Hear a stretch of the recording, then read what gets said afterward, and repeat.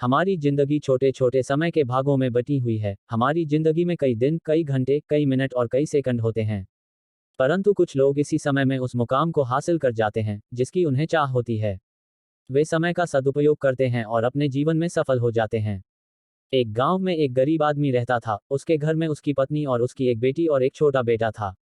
उसकी पत्नी दूसरों के घर में काम करके अपने परिवार का खर्च चलाती थी। उसका पति, जिसका नाम रामू था, रामू दिन भर नशे में डूबा रहता था और दूसरों के साथ अपना समय बर्बाद किया करता था। कहीं इधर ताश के पत्ते खेलता दिखता था तो कहीं उधर लोगों के दरवाजे बैठकर गपशप मारा करता था। अपने परिवार का ख्याल उसे बिल्कुल नहीं था। तो उसके माता पिता ने उसकी शादी कराकर गलती कर दी थी। बेचारी उसकी पत्नी दिन रात काम कर कर अपने बच्चों का पेट पालती थी। यदि उसकी पत्नी एक भी दिन काम पर न जाए तो उसके बच्चे भूखे रह जाते थे। इसीलिए उसकी पत्नी प्रत्येक दिन दूसरों के वहां काम करती थी। लेकिन रामू को इन सब बातों से कोई फर्क नहीं पड़ता था। उसे बस अपना समय बर्बाद करके हंसी मजाक और पत्ते खेलने में बहुत मजा आता था। शाम को शराब पीकर घर आकर जोर जोर से अपनी पत्नी को चिल्लाता था। कई बार उसने अपनी पत्नी को मारा भी, लेकिन अब उसकी पत्नी करे भी तो क्या, वह तो अपने बच्चों को छोड़कर नहीं जा सकती थी। रामू को जो कोई भी समझाता था कि रामू कुछ कार्य करा करो, पैसे कामया करो, अपने परिवार का खर्च तो उठाओ, तुम्हारे 2 बच्चे हैं, तुम्हारी पत्नी है, उनकी देखभाल करो, ऐसे अपना समय क्यों बर्बाद करते हो। रामू उसके ऊपर बिगड़ जाता था और कहता, तुम्हें इससे लेना देना क्या। मैं कुछ भी करूं, यह मेरा जीवन है। मैं तुम्हारे घर में खाता हूं क्या। इसके कारण कोई भी गांव का सदस्य इससे इस विषय में बात ही नहीं करता था। वह सुबह खाकर निकल जाता था और रात में शराब पीकर आता और अपनी बीवी के ऊपर गुस्सा करता था। ऐसा ही कुछ दिनों तक चलता रहा।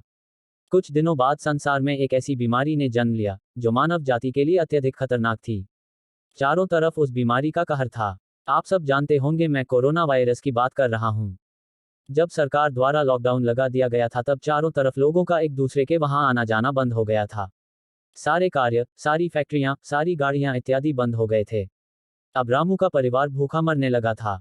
क्योंकि उसकी पत्नी जो रोज कमाने जाती थी वह अब किसी के घर इसी कारण नहीं जा पाती थी कि कहीं इस बीमारी की वजह मैं न हो जाऊं। लोग उसे अब काम पर बुलाना बंद कर दिए थे। तो उसके परिवार में अनाज का एक दाना भी नहीं पता था, ना उसके घर में कुछ पैसे थे। अब वह क्या करता। उसका छोटा बेटा भी बीमार हो गया था। तो उसके बच्चे की तबीयत ज्यादा खराब हो गई थी। तब रामू को समझ आया कि अपने परिवार को ध्यान देना चाहिए। उसने बच्चे को अस्पताल ले जाने का सोचा, परंतु उसके पास पैसे नहीं थे। उसने गांव वालों से पैसे मांगने गया।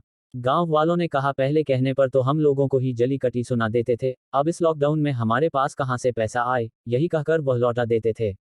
रामू अत्यधिक परेशान था। अब करें तो भी क्या करें। वह चाहकर भी कुछ नहीं कर सकता था। एक पूरा दिन बीत गया। उसके बेटे की तबीयत और भी ज्यादा खराब हो गई।